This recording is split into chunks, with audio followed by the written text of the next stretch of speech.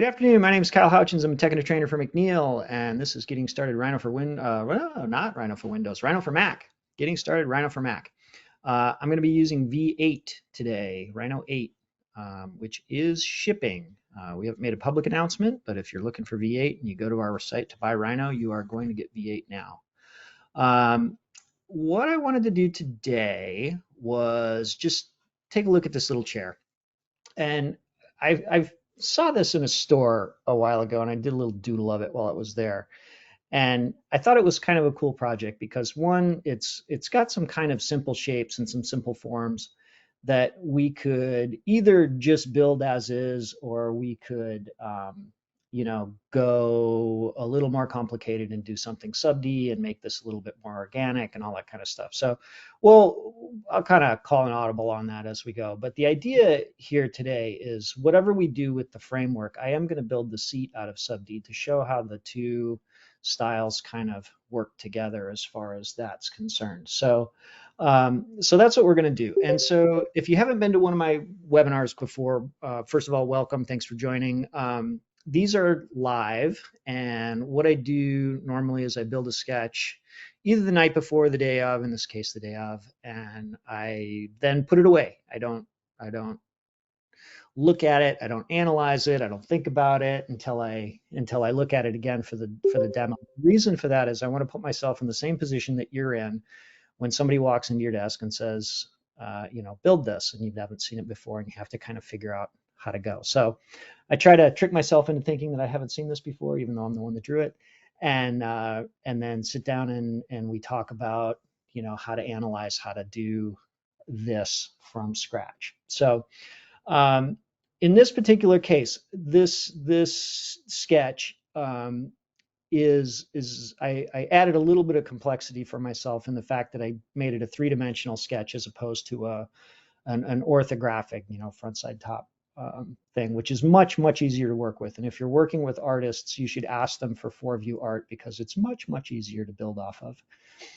than it is to build off of something that's three-dimensional like this. But I'm going to show you a couple of tricks on how to manage that and how to kind of go from this to a more kind of orthographic style, and then go from there. And then the seat, we're going to do that with subd and get that to kind of land. And then if there's some time at the end, we'll throw some materials on it and see if we can't get a little bit of rendering out of it. Now that V8 is native for Mac Silicon, this is a M1 Mac, a little bit older one, but it's an M1 Mac, and rendering is finally fast on the Mac. If you have suffered with poor rendering performance over the years on the Mac, I know I have. Rhino V8 should be the cure for that because the V8 system does actually render quite well on Mac Silicon. So with that said, let's get started. And the way I'm going to just bring this image back in so you can see how it starts. And the way to start this is just the picture command. I'm going to find my sketch.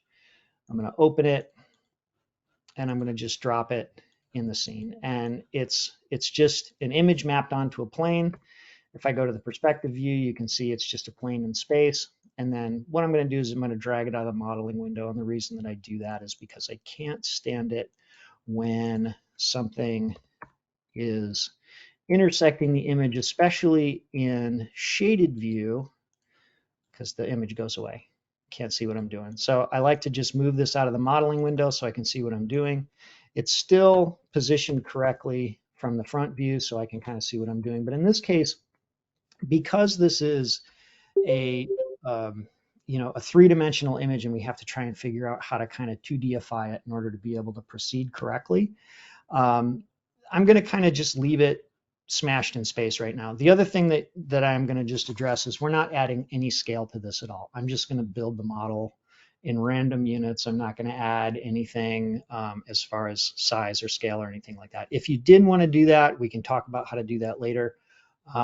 Ideally, obviously, if this is going to be something that you're going to build to sit on, that you would want to add a little bit of scale to it and stuff like that. So once I get the image in, I usually take this and I stick it on a layer. And I just right click on the layer stack and we just say change object layer.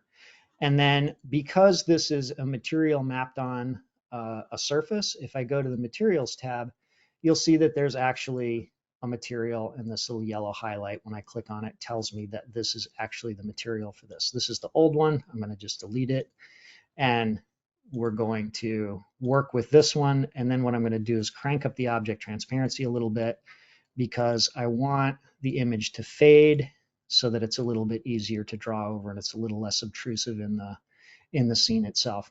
Once I get it kind of set up the way I want, I'm going to go to my layer stack and I'm going to lock it. And then that way I can draw over this image and it doesn't bother me at all. Now, because this is a relatively rectilinear project, right?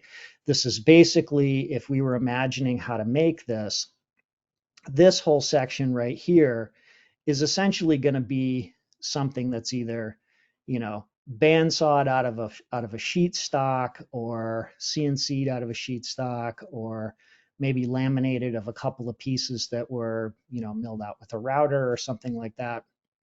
But essentially, we want to think about this kind of side piece as a piece of like sheet stock of some sort, right? And then this is going to be just kind of stick built through here, these two little braces across the front. And then the leather is going to be fastened in this particular model magically. I'm not going to bother with fasteners or anything like that. It's going to magically be fastened to the frame with some kind of unobtainium fasteners that are magic. So I want to try and pull this off in about an hour. If you haven't been to my demos before, please hit the chat. Please ask questions. Don't feel bad about interrupting or making your questions known. I would really like to, if I do something and you look at it and you're like, what in the world is he doing? Please ask a question. I'll stop. I'll try and explain it a different way, and we'll go from there. All right. So with that said, what I'm going to focus on first, because it's the most, you know, prominent piece, is this side piece. And I'm going to just kind of go from the sketch, and I'm going to basically draw or trace what I can perceive as the profile. And the profile on this thing is kind of in here. And we can all agree that this is going to be kind of distorted, but we'll deal with that in kind of as we go. And what I'm going to do is I'm going to just trace this out. I'm going to use a polyline here, or actually a control vertex curve, and 3 points for my corners. If you haven't seen my rule of 3 video, that's what that's all about. We use 3 points for corners, not 10, not 18, only takes 3. If you get in the habit of using 3 points for your corners, your models will get a lot simpler and a lot easier to manage. So we'll just trace something like that. And then I'm just going to close it up. And then what I'm going to do is I'm going to hide the image and just take a look at this.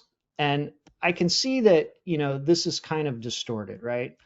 And so this doesn't line up with that.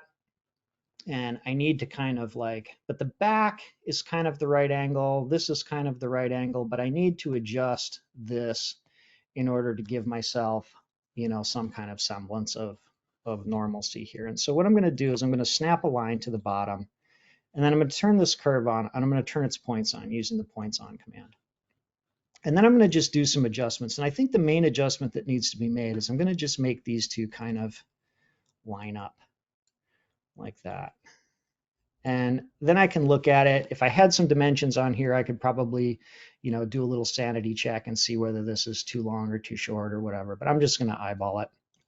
Any furniture designers in the audience, if I'm making you pained with my proportions, I apologize in advance, but I got an hour.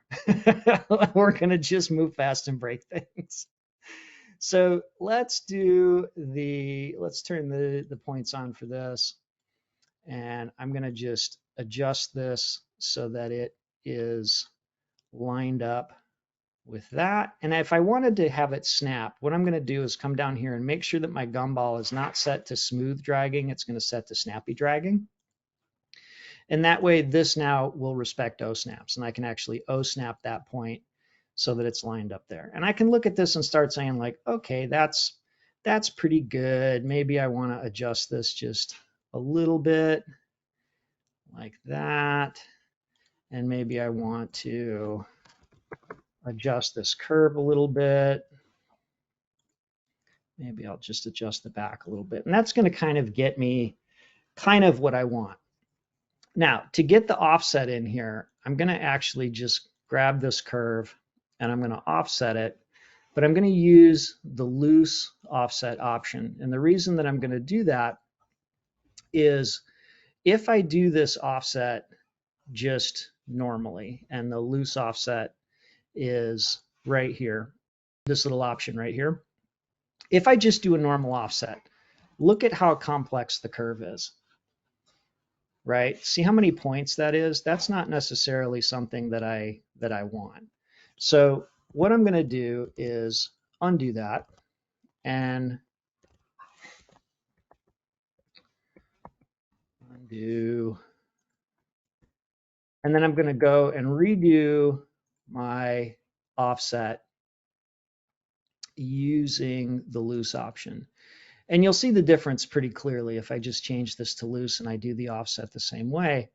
You can see that it just moves the points of the curve in the n direction. Now, look at this down here. See how that's crossed up like that? We need to fix that. So what I'm going to do is I'm just going to manually fix that. Now, is this a perfect mathematical offset? No, it's not. It's a loose offset. And the reason that we're using that over the other one is because I don't want all of that internal complexity. So in this particular case, if I needed a perfect mathematical offset, I would have to not use the loose option. I'd have to tolerate that internal complexity. But that's basically not what I want to have happen. So I'm going to use these curves. And so what we'll do is we'll do our offset through here. And I'm going to just offset this guy. And that's going to give me all of the stuff I need in here for managing that. Anyway, so now I'm going to go ahead and use the adjustable curve blend, and I'm going to put my transitions in here. And we can see that the points for this land way out here. So I'm going to just drag them back to kind of where I want them to be. And I'm going to flip the direction on number 2 so that it's like that. And I'm going to change this to tangent. And I'm going to let that blend curve build this transition here. I'm going to hold down the shift key to drag the internal points on this. And then I'm going to let this run. I'm not going to trim this at this point because if I do, it's going to trim off the bottom and I don't want that yet. So I'm going to just let that run. And then I'm going to do the same thing. I'm going to repeat the adjustable blend curve here. And again, I'm going to just redrag my points so that they're where I want them to be. Like that. And if it was important for this to be mathematically correct, we would go in here and actually use like a mechanical fillet. But I'm just looking for style at this point. So I'm going to do that. I'm going to pick these 2 curves and we're going to trim. And I'm just going to trim off that curve, that curve, that curve, and that curve. And that gives us, if I hit the escape key, it shuts the points off. And that gives us basically the side piece of our model. We can now at this point drag it and we can just make a planar surface out of it. And you can see that if we go into 3D space, now we've got an object, right? Now, we can take this and we can go ahead and just drag the extrude. If you notice in version 8, there's a pop-up now that tells you a little tooltip for the gumball. And in this case, if I drag this dot, it's just going to extrude, and that's going to give us our arm. Now I'm going to move this away from the center, and I'm going to mirror this. But before I do that, I'm going to come down here and turn on history to always record and update children.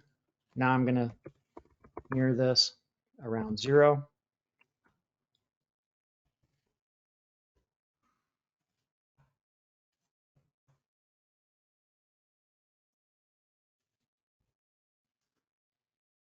Let's do that right here. 0 is the location. And we're going to just move that over there. And that's going to give us the width of our chair. Now, often when I'm doing this, I'll actually just create a layer for curves. And if I rename this, I'm just going to call this curves. I'm going to assign my curves to that layer. And then I'm going to just hide them. So that gives me those two pieces there. Now, there's a couple of cool options in version 8 that we didn't have in version 7. And one of them is auto CPlanes. And if I turn auto CPlane on to object and I control shift click on a face, the CPlane is just going to stick to that face. And I have these set to be sticky, so it's going to stay put for the last location. Now, because I clicked on that, now I can actually just draw on that CPlane, which is coincident with this face. And so I can do things like draw the pieces that go across here, right? And so I'm going to just arrange this with gumball. Gumball is relating to the CPlane. The CPlane is relating to the face. And that stuff all lands where it's supposed to, right? Now, let's go back and look at our image for a second and just get kind of like a rough idea as to where about that curve needs to be. And if we look at this, that kind of feels like about the right place, maybe just a little, maybe a little lower.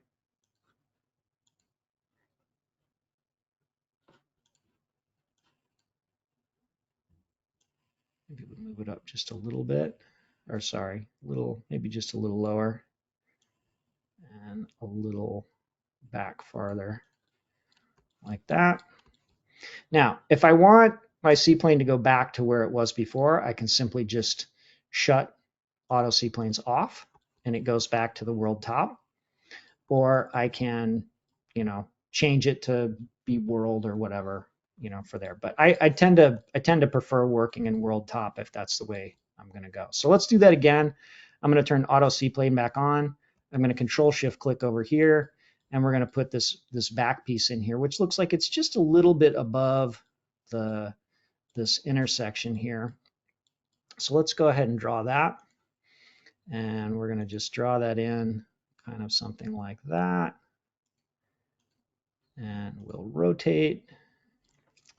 I'm going to move this and scale it. And we're going to call that good. Now I'm going to reposition this guy a little bit. And then I'm going to shut off auto CPlane. And I'm going to remirror this.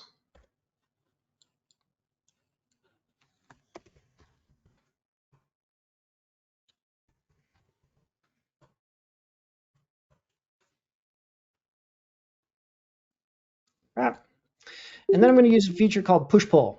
And this is also new to version 8. And so the command is PushPull. The surface I'm going to push-pull is this. And the region I'm going to actually invert are going to be these two guys here. And this allows me to just pull this piece out. And I'm going to just snap it right to this other edge here. Like that. And I can take this and now Boolean it together. And my frame is essentially complete at that point. Now, we've got another piece up here that we need to do. So I'm going to shift click that, turn on auto CPlane first. And then I'm actually going to draw a curve here. I'm going to use a different tool. There's a new tool also in version 8 called Inset. And Inset allows you to actually inset the edge of something. And I'm going to just inset the edge of this just a little bit. And I am not going to split this. I just want a curve on surface. And the reason I want a curve on surface is because I'm actually going to just come in here and draw this.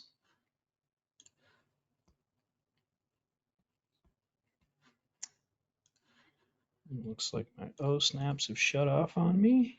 There we go.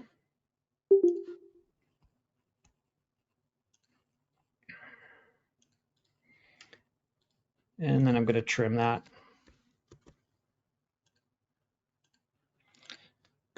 Now that I have a curve on this surface, I can push pull.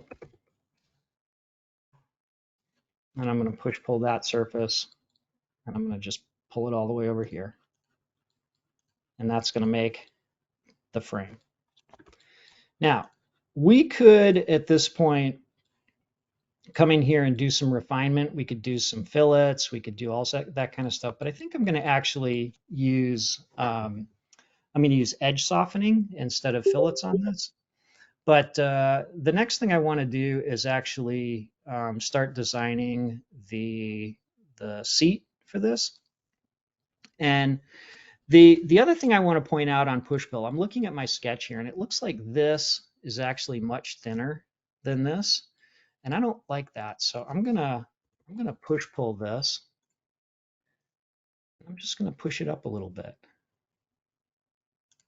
and you can see that that adjusts. And maybe I'll even pull this one down.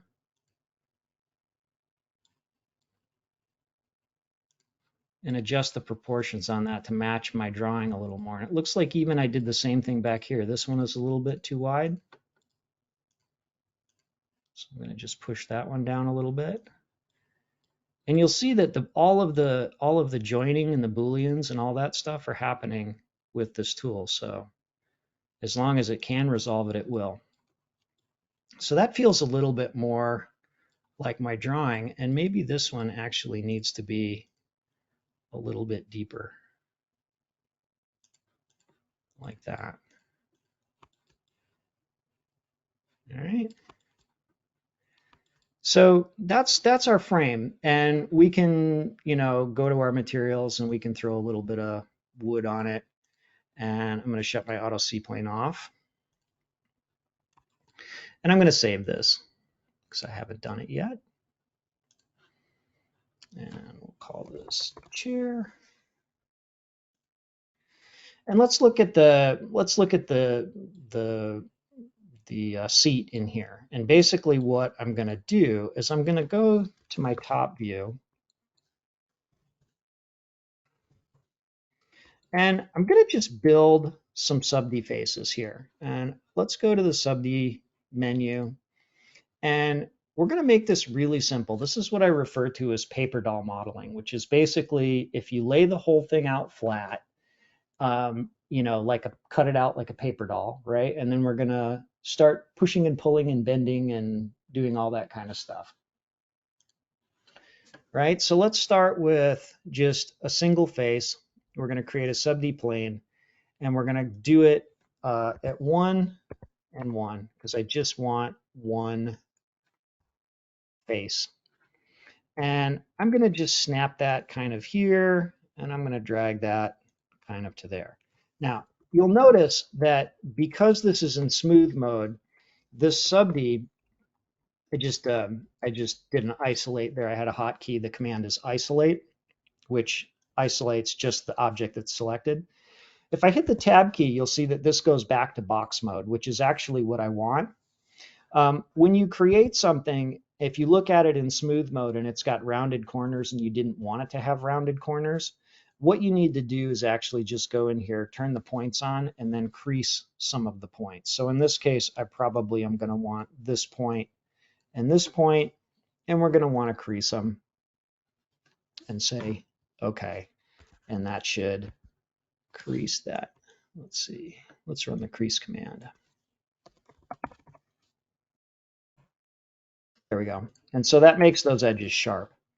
Now, if I go to box mode, you won't necessarily see any difference, but in smooth mode, you can see that these are now sharp and those are now smooth. So I always do all of my modeling in box mode, and I do all of my adjusting in smooth mode. So I'm actually going to get this guy and I'm going to mirror it around 0 because that's going to give me the placement of those surfaces are on both arms, right? So I'm going to just take these and I'm going to isolate those. And what I'm going to do is, because I know these are positioned right, so I just need to fill in the center. I'm going to click this edge, Shift Command click, Shift Command click, and then I'm going to use the bridge command. Spell it right. Bridge, and it's going to bring up this dialog box. Now, because all of you, I'm sure, have watched the rule of 3 video, you know that in order to make a transition, you need 3 edges or 3 points, right? And in this case, I've only got one segment, which means I can't do any deformation in the center here. However, if I change this to 2, now I've got a center point, which means I've got 1, 2, 3 points, which means I can do a curved transition between this point, and this point, or this edge, and this edge. I can also do a curved transition between this edge, and this edge. What I can't do is a transition that doesn't affect this edge from here. So what I'm actually going to do is I'm going to add 2 more points in there. And what that allows me to do now, these are the 3 points that make up my transition, and I can leave this one alone. Okay. So if this one stays put, this one stays put, and that one stays put, but I can move this one and I can affect that. And if you're not following me, just stick with me. So if I grab this guy and I move it, right, I can do this. And if I switch to smooth mode by hitting tab, you can see that I get this really nice transition. Now, because this edge, and this edge are made up, are my 3 pairs. And I'm going to just take a second. Bear with me for a second. I'm going to just do a 2-second rule of 3 refresher. So rule of 3 is basically, this is just a leading point. Anytime there's a corner or a transition, 1, 2, 3 points, and then that's our lead out. If I look at this, these are the 3, right? This is the rule of 3 right here. If I grab this point and I move it closer, and I grab this point and I move it closer, this transition now gets sharper. If I grab this here and I move it out and I move this guy out, it gets softer. Okay, that's the general basis of rule of 3, and I'll let you watch the video for the detailed explanation, because it links up with other pairs of 3 and how to isolate 3s from each other and all that kind of stuff. But 3 is an important number when we're doing subd modeling, and actually for Nrbs as well, but more importantly for subd. All right, I'm not going to do this transition just yet. I'm actually going to put this back, and for some reason my undo's not working, so I'm gonna just manually do this. No pressure, live demo with an undo that's not working. There we go. I'm gonna put that back there. And then let's show my model. And then I'm gonna do the same thing up here. I'm gonna build a face up here, and then I'm gonna mirror it, and then I'm gonna bridge between the 2. So let's go back to subd. And I'm gonna use the single subd face tool, and I'm gonna use O-snaps, and I'm going to snap to that corner, and near to there, and near, let's call it there. And then I'm going to mirror that, ground 0. And then I'm going to select that face and that face. I'm going to isolate. I'm going to get these curves, and I'm going to put them where they belong. Any questions so far? Don't hesitate to ask questions if I've lost you anywhere along the way. All right, Shift Command click this edge, Shift Command click this edge. On a PC, it's Shift Control click. On a Mac, it's Shift Command. We're going to use bridge again. And I'm going to use the same settings I had before, because I want those surfaces to match the other surfaces. So I'm going to grab this guy and isolate. And you can see that we have a very nicely organized little pair here. So what I can do is I can grab this edge, this edge, this edge, this edge, this one, this one, this one, this one. They match. I can bridge, and I get the connection between those 2. Now, the cool thing is this has a straightness slider on it. So I can now mess with this like that. And I think that this is actually the right choice, because I've got 1, 2, 3 in here, which allows me to make this transition. I've got 1, 2, 3 in the middle, which allows me to make this transition. And then I've got my little pieces out on the edge that I can kind of mess with and figure out how to deal with those later. But I'm going to set my straightness to kind of 0 and apply that. And if we bring this back, you can see that our seat kind of falls about where we want it to fall. And if I hit the tab key, you can see that it's kind of landing about where we want it to go. And so now we can start doing a little bit of sculpting and a little bit of management and a little bit of, all that kind of stuff. Now, because of rule of 3, and I'm going to hide this for the time being, Because of rule of three, we need to understand that this edge, and this edge are where the transition's happening. So if I grab this edge here and I move it, the transition is happening from here to here to here. That's the three, right? So if I don't want that, if I want this to be a little bit more, I'm gonna disable my O snaps. I want this to be a little more subtle. I need to add a few more edges in here. So what I'm actually going to do is I'm going to come up here to the add edge, and I'm going to grab this edge, and I'm going to put one there, and I'm going to do the same thing. So now I've got another set of three right here, which allows me to now have this transition happen here, right, like that, instead of up higher. So anytime I need an in, an out, a bump, a dent, a curve, a transition, it's got to have three edges. And if you understand that from the very beginning, then the rest of this stuff starts to become kind of easy. Now, between this edge and this edge, there's nothing happening, right? There's nothing in between here, which means that I won't be able to do any editing on the shape of this face. It's just going to be flat. And I don't want that, so I'm going to actually add another edge. And I like adding edges in box mode here. Now I can control whether this puffs in or out, right? Which is what I want. So I want to be able to puff that out a little bit. I actually want this edge,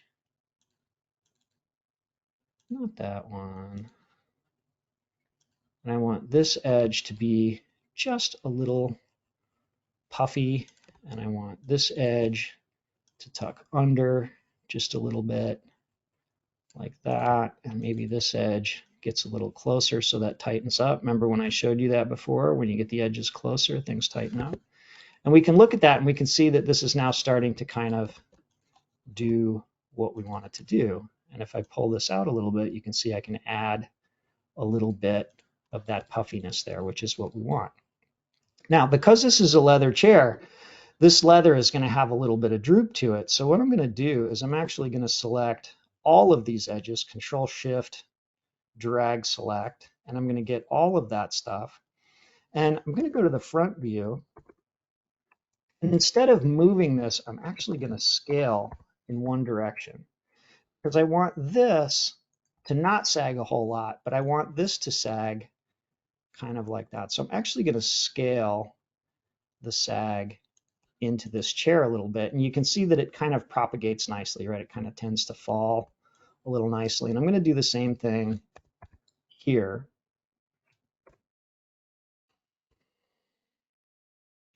Just to make that a little smoother, right? And so that kind of is starting to feel a little bit more like the drawing. Now, this one is showing, this is showing actually quite a drop down into here. And so if I look at this, I can say, well, that actually needs to drop quite a bit. So I'm going to shift drag this edge and this guy, and let's just pull it as far down as we think it needs to go in the drawing, like that. And it looks actually like this face here could actually be in a little farther, that maybe like this dips down a little bit. So let's subdivide this guy to here, and then let's get rid of these faces. So this is one of the things I love about Subd is it's really flexible, and you can just kind of play with it and see what happens.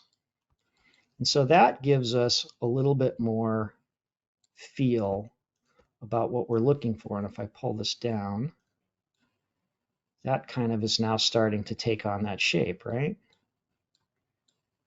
And maybe this needs to come down even more. That one,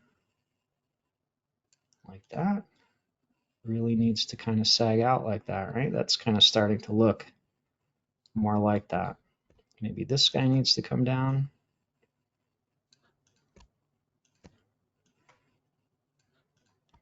And we'll get that kind of doing what we want it to do. So let's show that.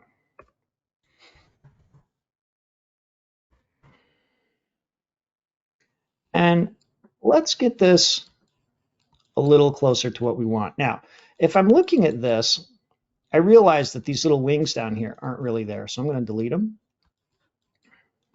I'm going to delete that guy. And I might even delete these out here. And I'm going to crease this edge using the crease command. I'm going to spell it right. And we'll just do a little bit of adjustment on this edge here. And I'm going to kind of pick on this one side. And let's go to box mode and let's grab this entire edge. I'm going to click two edges and then click in between them. And then I'm going to scale to 0. And that's going to straighten that edge out. And I'm going to move it over kind of where I want it to be. Take a look and see how that's all landing. And I kind of think that maybe this needs to come down a little bit. Maybe that needs to come down a little bit. And then we can go to box mode and just see. I kind of like how that feels. Now, you'll see that this edge right here is not doing what we want it to do, so I'm going to pull that up. And I'm actually going to bevel this because right now I need a much tighter transition here. And right now this transition is happening between these three edges. Those are the three that are making up the transition.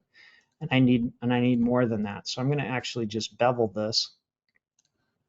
And I'm going to add two edges right adjacent to it. Now, it also has a little drop in this direction. And so what I might want to do is actually add an edge in this direction as well. And I'm adding a lot of stuff, and you might think, well, geez, you know, that's adding a lot of detail. Do you really need all of that? And the answer is I always try and sneak up on it, right? I always try to like only add stuff that I need when I need it. There's a real tendency when you do subd stuff to try and over detail.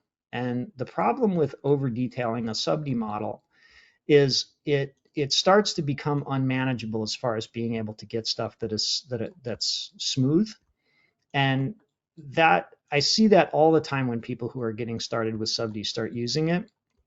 I get models that look like this. They're like, you know, there's my subd. And I'm like, great, that's fantastic. Except for the fact that if you turn the points on, how in the world are you ever going to edit that and have it be smooth, right? So the problem is you want as much detail as you need, but not more.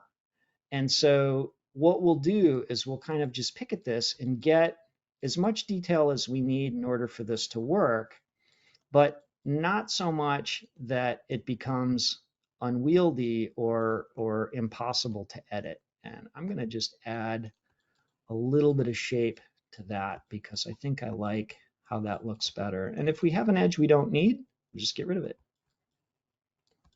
And I'm starting to kind of like how the left-hand side of that looks. And so I'm going to go back to my subd menu and I'm going to reflect this. And I'm going to reflect this based off of this.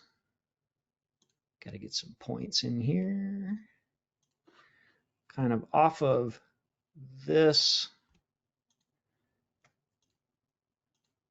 Got to add some more. Oh, snaps here. I didn't have enough stuff to snap to. So there we go. I'm gonna go off of this center line. And right now it's pointing to that direction, so I actually want to flip it. And I want to use that side. And so now what I've got is a symmetrical object because I can come in here and I can shift command click on this. And when I move this, now this thing, because it's been reflected, will transition, you know, symmetrically like that. Now we can go ahead and start doing things like this, where we can extrude an edge up, we can extrude an edge back, can extrude this edge back, and we can extrude it down. And these creased when we did it, so we're going to go through here and uncrease these using the uncrease command. And you can see that we can start to wrap around this frame. Looks like this edge is creased as well. There we go.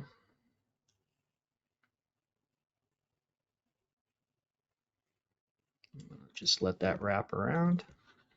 And because this is kind of more for a rendering and more for a demo than for something that's actually going to get like shop drawings built off of it and actually handed to somebody to make, I'm not going to worry too much about the back of this. I'm just going to cheat and steal this. You know, I'm just going to take this edge and just drag it down. Let it kind of do its thing without really stressing about it too much. Maybe I need to add one more edge here.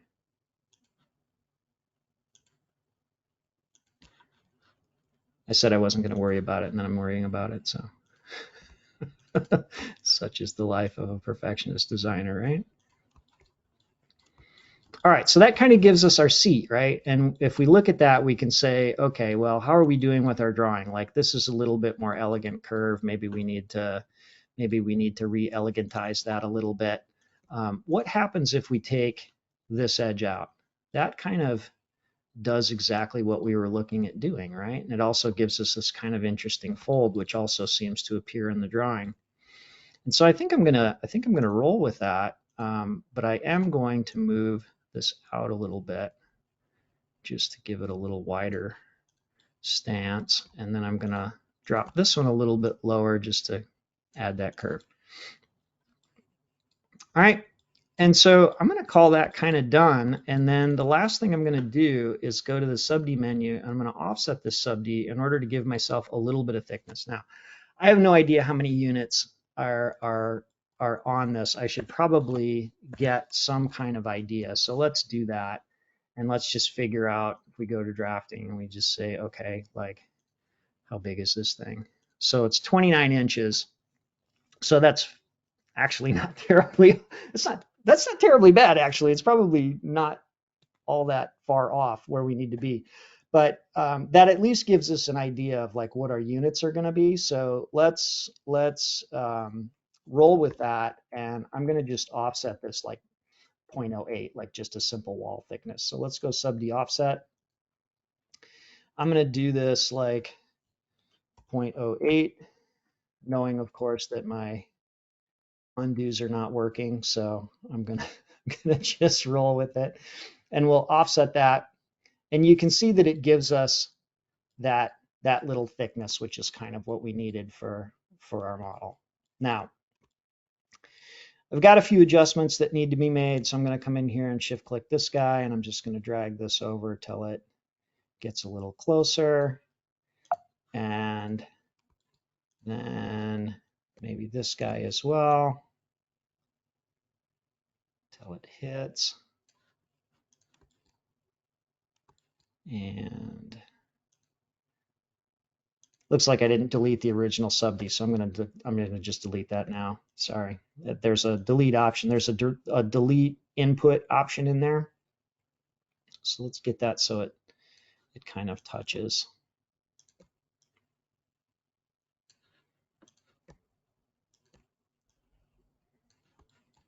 And you can decide like how fussy you want to get for this. If it's just a quickie, you can decide like, you know, how deep you want to go into trying to make all this like look super crazy accurate.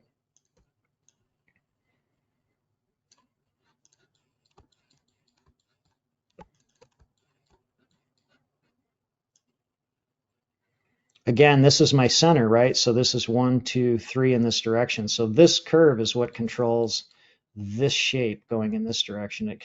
It controls like the cupping of that, right? So, and I don't like that. So let's fix that.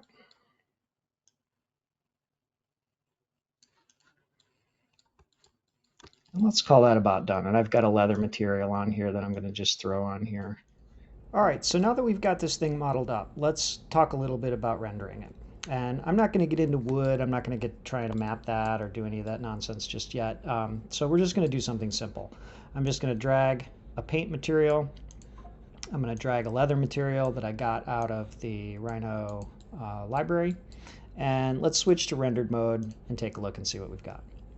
And this looks actually pretty decent. We may want to calm the gloss down on this just a little bit to make it look a little bit more like painted wood.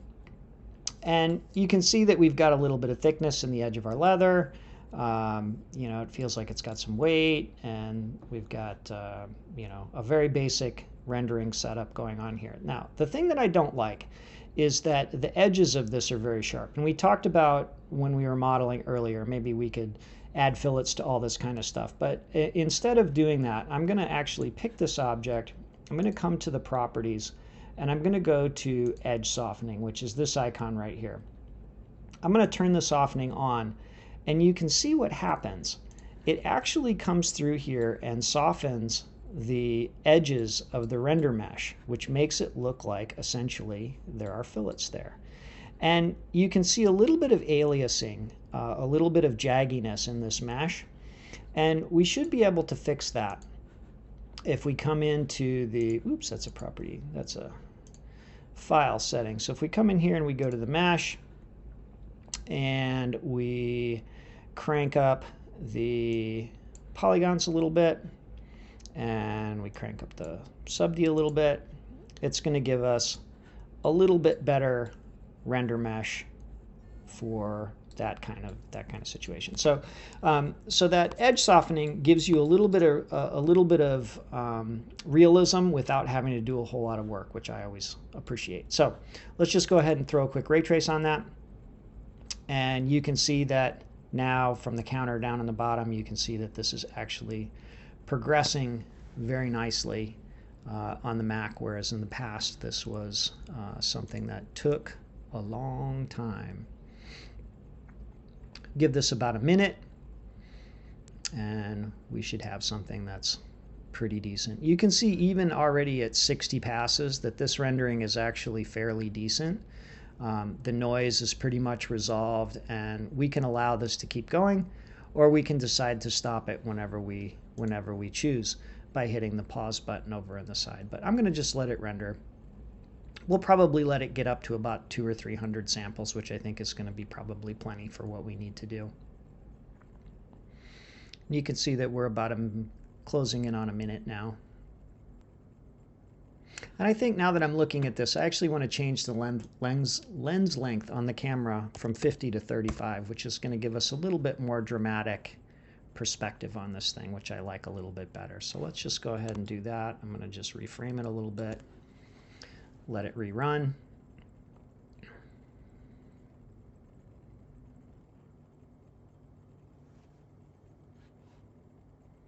And I'm going to say about 200 samples is about really all I'm going to need out of this rendering at this stage. So it's cleaned up nicely. The noise is mostly gone. You could run a denoiser on this if you wanted to, but in this case, I think it actually looks pretty good for what we need. We'll go to the standard toolbar.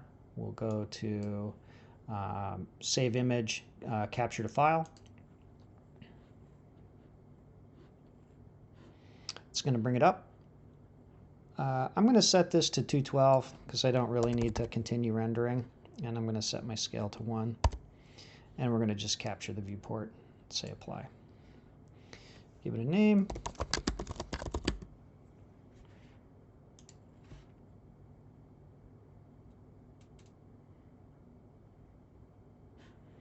And it said that because there was some transparency in this image, it doesn't use the JPEG format, so it actually saved it as a PNG for us to support the transparency. And I think, unless I had I might have had transparent background chosen. Let's see. Nope. That's good. So we'll just go ahead and roll with that. Save the model. Actually, I'm going to switch this back to shaded mode.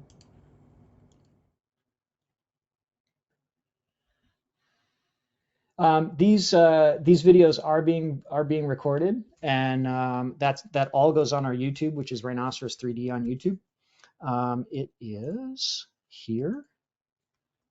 is our YouTube page, and all of this stuff, the getting started stuff, is all here. Okay, getting started for Windows, getting started for Mac. There's a full playlist on each, and all this stuff gets added here. There's tons of them in here, including Rule of Three right here, which is the one that I would recommend that you watch. Can you suggest a video on how to select objects and make layers in V7? Yes, there is on our Learn page. If you go to Rhino Home and you go to Learn, there is a Windows Interface Basics, and this Windows selecting objects and all of that kind of stuff in here. Mac Interface Basics, Mac Display and Navigation, and this is definitely where I would start, Mac selecting objects and things like that. Okay, so that would be if you're brand new and just getting started, and you don't know how to even navigate through Rhino or anything like that. Definitely come to the Learn page, which is rhino3d.com/learn, and definitely take a peek at this stuff in here. So, any other questions?